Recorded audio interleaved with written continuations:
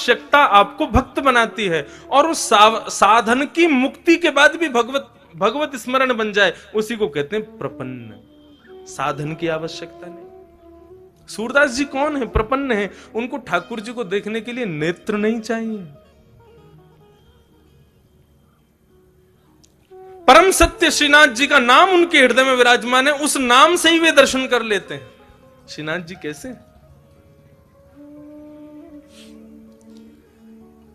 सूरदास जी महाराज अपने कुटिया में बैठ करके भजन करते थे, और जब वे पद गाते थे तो पद सुनने के लिए श्री जी बाबा का जैसे ही शयन होता था, शयन होते ही श्री जी बाबा तुरंत आ जाते थे और आकर के बाहर कुटिया के बैठ जाते, और बैठ करके वहीं बैठे बैठे श्रवण करते जो भी सूरदास जी गाते, वापस लौट जाते। सावधानी से सुनना। एक दिन श्री जी बाबा ने मन में भाव रखा कि भैया आज गोसाई जी जल्दी हमको पौड़ा दें भोग लगा के। तो गोसाई जी तो कपाट बंद करके जाते थे दोपहर के, लेकिन ठाकुर जी जंगला में से कूद के भाग जाते थे, सूरदास जी की कुटिया पे जाके बैठ जाते थे। एक दिन ठाकुर जी जाने लगे तो श्री जी ने हाथ पकड़ लिया ठाकुरानी ने। कहां जा रहे हो? बोले हम जा रहे हैं एक जगह पे। बोले कहां जा रहे हो? मुझे सही बताओ। बोले एक भक्त है, उसको दर्शन देने के लिए जा रहे हैं। बोले हम भी चलेंगे साथ में। अरे तुम मत चलो, तुम क्या को जाओगी? तुम जाओगी तो फिर पता नहीं उसको समझ पाओगी नहीं समझ पाओगी, क्या भाव आवे समझ थोड़ी आता है। राधा रानी बोली या तो हमें लेके चलो, नहीं तो आज हम तुम्हारी गुसाई जी से शिकायत कर देंगे कि तुम पौड़ते नहीं हो, तुम भाग जाते हो दर्शन देने के लिए। ठाकुर जी अर्चावतार में जब विराजते हैं ना, तो अपने अर्चक से डरते भी हैं। मैं अपनी कथा में कभी कभी बताता हूं, हमारी बहन जी बैठी हैं, श्री राधा रमन परिकर में आपका सौभाग्य है सेवा का। तो एक बार इन्होंने एक प्रसंग सुनाया कि ठाकुर जी पोशाक नहीं पहन रहे थे। श्री राधा रमन जी पोशाक नहीं पहने, जबकि बिल्कुल सही था, नाप भी बिल्कुल लेकर के रखा था, लेकिन फिर भी कभी कहीं से ऊंची, कभी कहीं से नीची, कभी कहीं से भारी। सब गोस्वामियों ने प्रयास कर लिया, लेकिन ठाकुर जी ने पोशाक नहीं पहनी। तो आपके जो पूज्य दूसरे पिताजी ससुर जी हैं, वे सबसे बोले सुनो सब लोग बाहर जाओ, मैं थोड़ा ठाकुर जी से एकांत में बैठ के बात करूं। और वे ठाकुर जी के आगे बैठे, राधा रमन जी के आगे पोशाक रख दी। तो बोले अच्छा, तो आज आपको पोशाक धारण नहीं करनी है, क्योंकि हमें पता है नाप तो बिल्कुल ठीक है और पोशाक भी बिल्कुल अच्छी बनी है, लेकिन पता नहीं आपकी क्या इच्छा है, परेशान करने के मूड में हो। देखो हमें कोई झंझट नहीं है, आपको नहीं पहनी बिल्कुल नहीं पहनाएंगे। बाहर दर्शनार्थी दर्शन के लिए खड़े हैं, बस 15 मिनट बचे हैं, आप पहन लो, नहीं तो मैं तो अभी कपाट खोल दूं, बिल्कुल नंग धरंग खड़ा कर दूंगा आपको। आज हरि देखे नंगम नंगा, फिर तो सब हो करेंगे आपको देख के। ये रखी पोशाक, 2 मिनट का समय दे रहे हैं, सोच लो, यदि आपको पहननी हो तो अभी मैं धरा दूंगा, नहीं तो मुझे बिल्कुल कोई संकोच नहीं होगा, तुरंत कपाट खोल दूंगा, कुछ भी धारण नहीं कराऊंगा, लंगोटी में ही खड़े रहोगे आज। 2 मिनट बाद प्रणाम किया, बोले आपने विचार कर लिया होगा, मैं प्रयास कर लेता हूं, यदि प्रयास में सिद्ध हो गया तो समझ जाऊंगा कि नहीं आप धारण करना चाहते, नहीं हुआ तो फिर कपाट खोल दूंगा। बोले वही पोशाक जो 2 घंटे से पहन नहीं रहे थे, डांट फटकार करके जैसे ही धारण कराई, सो ही राधा रमन जी ने पहन ली और चुपचाप धारण करके दर्शन दे दिए सबको। तो अपने अर्चक से ठाकुर जी डरते भी हैं, क्योंकि अर्चक पुष्टि मार्ग के अनुसार, मैंने कहा ना यशोदा का स्वरूप, और बालक यशोदा से डरता है। मैं भी कभी कभी गिरधर लाल जी की सेवा करता हूं तो कोई कभी कुंडल उतर जावे, कभी मोर पंख उठ के भाग जाए, कभी यहां की हीरा जो लगो थोड़ी पे वो भाग जाए, मिले ही ना है महाराज, ढूंढते रहो कहां गए हो। हम तो खूब डांट फटकार दे, मैं देखो पहनो तो पहनो, नहीं तो ऐसे ही खड़ो कर दूंगा, मुझे कोई चिंता ना है।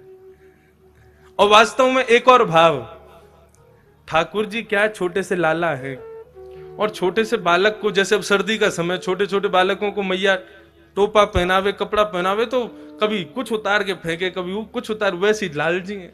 तो क्या किया करो, छोटी छोटी गैया, छोटे छोटे घोड़ा, छोटे छोटे खिलौना ठाकुर जी के आगे रख दो और तब श्रृंगार शुरू करो। क्या बोले, अब लाला तू खेलवे में व्यस्त है कि अब तेरा श्रृंगार करेंगे। जैसे ही ठाकुर जी खेलने में व्यस्त हो जाए, श्रृंगार धराओ, तुरंत धारण कर लेंगे। ये भाव है केवल कि उनको व्यस्त कर दो किसी कार्य में, वो व्यस्त होते ही फिर आपका श्रृंगार स्वीकार हो गया। क्योंकि बालक किसी कार्य में व्यस्त हो, उसको फिर कुछ भी पहना दो, उसको भान नहीं रहता। वैसे ही ठाकुर जी। तो लाडली जी बोली, या तो मुझे संग ले चलो, नहीं तो आज गुसाई जी से शिकायत कर दूंगी। लाल जी बोले, गुसाई जी से मत कहना, पूरे लेके चलो संग। अब तो श्रीनाथ जी, लाडली जी श्री राधा रानी को लेकर के श्री सूरदास जी के यहां जा रहे हैं, आसावरी।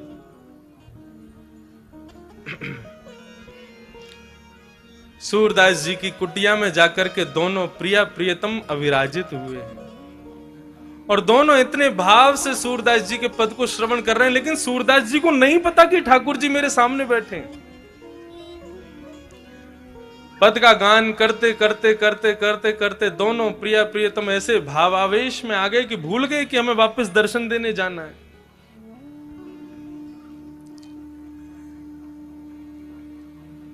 जैसे ही सूरदास जी का पद पूर्ण हुआ, किशोरी जी ने और लाल जी ने दोनों ने नेत्र खोल करके देखा, सूरदास जी बैठे हैं।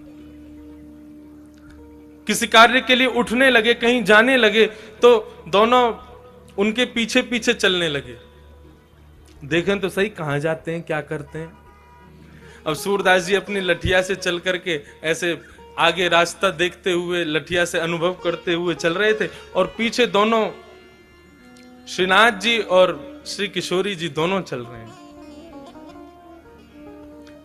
तभी आगे एक बड़ा गहरा गड्ढा था। ठाकुर जी को भी अनुभव नहीं हो पाया, पता नहीं चल पाया। जैसे श्रीनाथ जी ने लठिया, वो सूरदास जी लठिया से चल रहे थे, उनको भी पता नहीं चल पाया, और चलते चलते श्री सूरदास जी उस गड्ढे में गिर पड़े। अब जैसे ही गड्ढे में गिरे, ठाकुर जी और लाडली जी ने ऊपर से देखा, बड़ा गहरा गड्ढा, ठाकुर और नीचे सूरदास जी पड़े हैं, हाथ छिल गए, पैर छिल गए, सिर में चोट आ गई। ठाकुर जी के नेत्र सजल हो गए। किशोरी जी, हम यह अवस्था में इनको छोड़ के ना जाएंगे, चलो इनकी नेक मदद कर दें, इनको नेक ऊपर उठा लें। बोलो, क्या बात कर रहे हो, बाबा पहचान जाएगा हमको, और पहचान गए हो ना तो जो भाव है ना या कि वो सब खत्म हो जाएंगे। ठाकुर जी वास्तव में मिलते क्यों नहीं है? ताकि आपका भाव दिनों दिन बढ़ता रहे, क्योंकि सामीप्य में दोष आ जाता है। आप किसी को दूर से देखो बहुत प्यारा लगेगा, लेकिन उसके संग आप 10-5 दिन रह लोगे ना तो उसमें आपको दोष दिखने लग जाएंगे। तो ठाकुर जी भाव रखते हैं, कहीं मेरे दोष, ठाकुर जी में कोई दोष नहीं होता, दोष हम में होता है। कहीं हमें कोई दोष ना आ जाए, हमारी भक्ति में दोष ना आ जाए, इसलिए ठाकुर जी दूर ही रहते हैं। लेकिन लाडली जी कहने लगी, ठाकुर जी मत करो। ठाकुर जी बोले, नहीं, मैं ऐसे ना देख सकूं सूरदास को। तुरंत ठाकुर जी ने अपनी काली कमली उतारी और नीचे गड्ढे में डाल दी, और किशोरी जी से कही, आप मेरी कमर पकड़ लो, मैंने काली कमली पकड़ ली है, अब सूरदास जी या को पकड़ के ऊपर आ जाएंगे। सूरदास जी अपनी लठिया खोज रहे हैं, कहां गई। तभी ऊपर से ठाकुर जी बोले, बाबा। और जैसे ही बाबा शब्द सुना है, सूरदास जी ने रोम रोम नृत्य करने लगा। जितनी पीड़ा थी सब दूर हो गई, नेत्रों में मानो आंसू छलक पड़े हों। बोले, ये स्वर तो मेरे श्रीनाथ बाबा का ही हो सकता है। हाँ भाई, कौन है भैया? बोले, भैया बाबा हम यहीं ब्रजवासी हैं, गैया चरावे जामे, आपको पड़ो भयो देखो तो सोची ने आपकी मदद कर दें। हाँ भैया, बड़ो भलो करेगो ठाकुर तेरो। भैया कैसे आऊं ऊपर? बोले, मैंने अपना पटका डाल दियो नीचे, आप बाकू पकड़ के ऊपर आ जाओ। सूरदास जी उस पटके को पकड़ रहे हैं और यहां से लाडली जी ठाकुर जी को खींच रहे हैं, ठाकुर जी सूरदास जी को ऊपर खींच रहे हैं। क्या स्वरूप है वे! सूरदास जी के मन में भाव आ गया, जैसे ही पटका पकड़ा उसकी सुगंधी को जब अपनी नासिका से ग्रहण किया, बिल्कुल दृढ़ निश्चित हो गए कि ये तो ठाकुर जी हैं और कोई नहीं हो सकता। जैसे ही गड्ढे से ऊपर निकल करके सूरदास जी आए, जानबूझ करके ऐसा भाव दिखाया कि मानो झटके से गिर पड़े हों, और गिरे तो कहां गिरे, श्री लाडली जी के चरणों में जाकर के गिर गए। और गिरते ही बड़ी चतुराई से श्री किशोरी जी के एक पांव की पाजेब को सूरदास जी ने पकड़ करके खींच के अपनी जेठ में भर लिया, और भर करके ठाकुर जी खड़े हो गए, किशोरी जी खड़ी हो गई, सूरदास जी भी व्यवस्थित हो गए। ठीक है बाबा, अब तुम बाहर आ गए हो, अब पीछे को मत जाइए, गड्ढा तुम यहां चले जाओ। और ठाकुर जी ने किशोरी जी को हाथों, जल्दी चलो, गोसाई जी दर्शन खोल देंगे, नहीं मिले तो बहुत डांट पड़ेगी। अब किशोरी जी जैसे ही चली, तो चलते ही एक पांव की तो छम आवे आवाज, दूसरे पांव की आवाज ही नहीं। किशोरी जी ने नीचे देखी, बोले हमारी पाजेब कहां है? अब तो ढूंढने लगे तो दूरी दिख गई, बोले पाजेब हाथ में लटक रही है सूरदास जी के। किशोरी जी बोली मेरी पाजेब रह गई है। ठाकुर जी बोले दूसरी दिलवा देंगे, चलो। वो नामों को तो वही चाहिए जो सूरदास जी पे।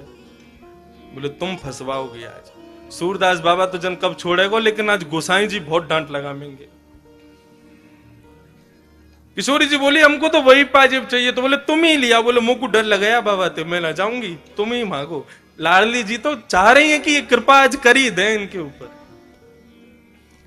ठाकुर जी फिर से गए, बाबा हाँ हाँ भैया बोलो, वो हमारी एक पाजेब आपके पास रह गई है, आप कृपा करके हमको प्रदान कर दो।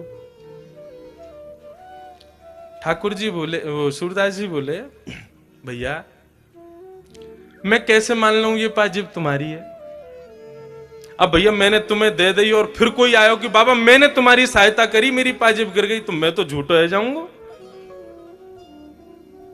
ठाकुर जी बोले तो आपको पता कैसे चलेगी कि या की दूसरी पाजेब कौन के पास? आप पे आंख तो है ना? बोले आंख ना है लेकिन हाथ तो है ना, अनुभव कर लूंगा मैं।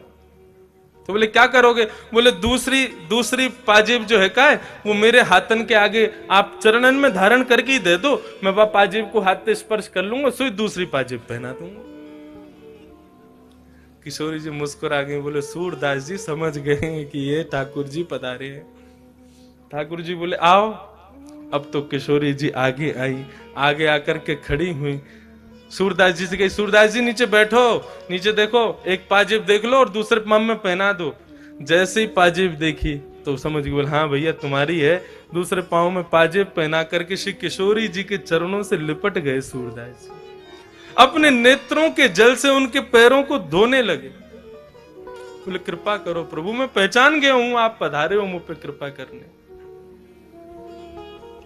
किशोरी जी ने सूरदास जी को उठाया और ठाकुर जी, किशोरी और सूरदास जी तीनों को आलिंगन किए। और आलिंगन करके ठाकुर जी और किशोरी जी ने अपने हस्त कमल से जैसे ही सूरदास जी के नेत्रों पे हाथ फेरे, बोले बाबा आंख खोलो। बोले मैं देख ना सकूं? बोले खोलो तो सही। जैसे ही नेत्र खोले तो श्रीनाथ जी राधा रानी के संग में सामने खड़े हुए हैं। बोला भक्त वत्सल भगवान की